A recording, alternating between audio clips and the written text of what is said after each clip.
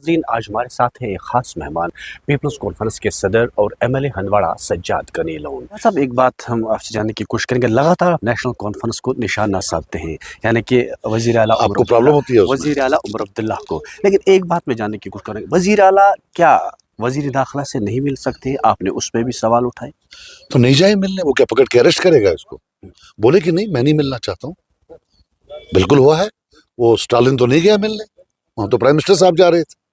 तो आपको क्या लगता है अगर वो नहीं जाते तो क्या उनको अरेस्ट करके पीएसए में बंद करवा देते?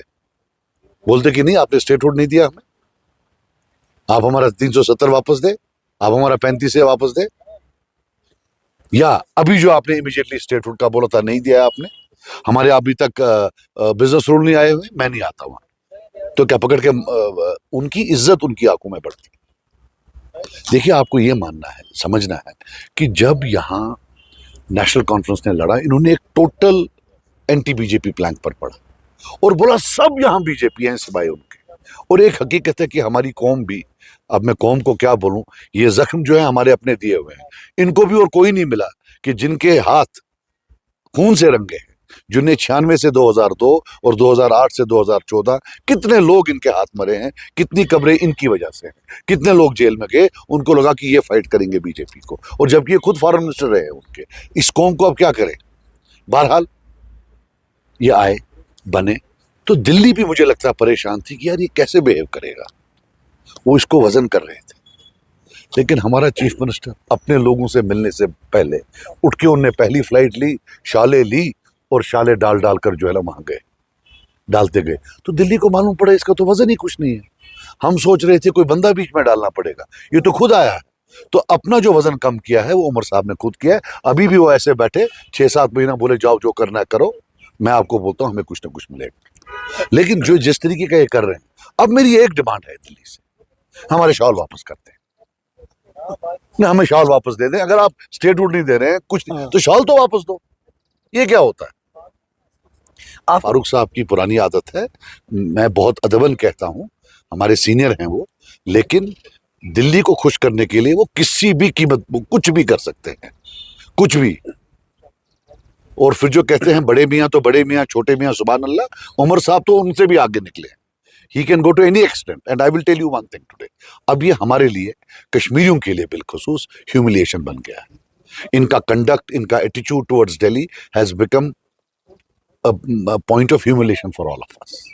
कि यहां से वो टूलिप गार्डन में घूम रहे होते हैं, वहां उनको वही बंदा मिलता है जिसने बिल ले डाउन किया पार्लियामेंट में। अब हाँ, किरण रिजिजू की बात कर रहा हूं। तो हमने एक मैथमेटिशियन को बोला कि क्या प्रोबेबिलिटी है कि अचानक मिले होंगे, तो उन्होंने बोला 1 in 10 मिलियन। कैसे मिल सकते हैं जब तक प्लान ना हो उसी टाइम पर?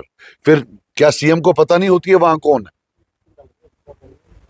असल में हमें भी पता नहीं है, लगता है ये कुंभ के मेले में कहीं बिछड़ गए थे, कब के बिछड़े हुए आज आके टूलिप गार्डन में मिले।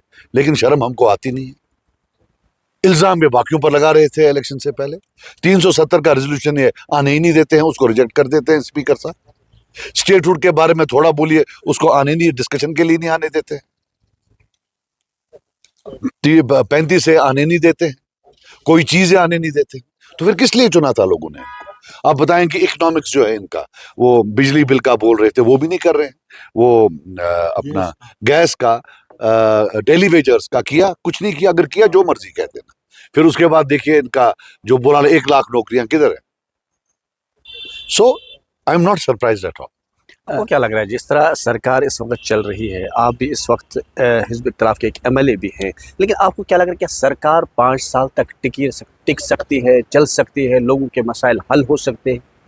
देखिए, अगर ये दिल्ली की गोद में बैठते हैं तो मुझे नहीं पता। अगर ये एज अ कश्मीरी नेशनलिस्ट बैठते हैं यहाँ आपसे, मेरे से, इनसे, सबसे मिलके, तो उसमें कोई problem. I will tell you what, मुझे किसी ने बोला, कल बोला उमन हसन ताक थी, उमन बिचारन। मैंने एक बंदे का नाम लिया, मैंने बोला घर में उसकी 5 बेटियां हैं, गुनाह एक था, उसने मुझे वोट डाला था, उसको उठा के मसल भेज दिया। वो ताकत है उनके पास। जहां कश्मीरी को एक क्लास 4 को पनिशमेंट पोस्टिंग करनी है, वो ताकत है इनके पास। बशीर साहब को अगर घर है कहीं वो लेना है, वो ताकत है उनके पास, राइट। जीआरएस को ट्रांसफर करना है, वो ताकत है इनके पास। कश्मीरी को तंग करने की ताकत इनके पास है। इसीलिए मैं आपको कह रहा हूं कि ये फॉर एग्जाम्पल इनका जो इलेक्शन मैनिफेस्टो है, I am telling you, let them come and discuss with me on any TV channel, they can do it. वो करें, क्यों नहीं कर रहे? बस कश्मीरी को तंग करना, वो तो ये कर रहे हैं। बाकी अगर ये नेशनलिस्ट बने, आके सबको इकट्ठे करे कि नहीं, हमने जो है अपनी स्टेट वापस लानी है, अपना 370 वापस लाना है, and that has to be shown in deeds. देखिए यहाँ बहुत सारे मॉडल हैं, ये मैं आपको बताऊं, मैंने किसी को नहीं बोला है। अपोजिशन के बहुत सारे मॉडल्स हैं।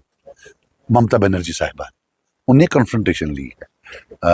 स्टालिन साहब हैं, आंध्र प्रदेश नहीं, तेलंगाना में कांग्रेस के हैं, आंध्र प्रदेश में इससे पहले एक और थे, झारखंड में है ना।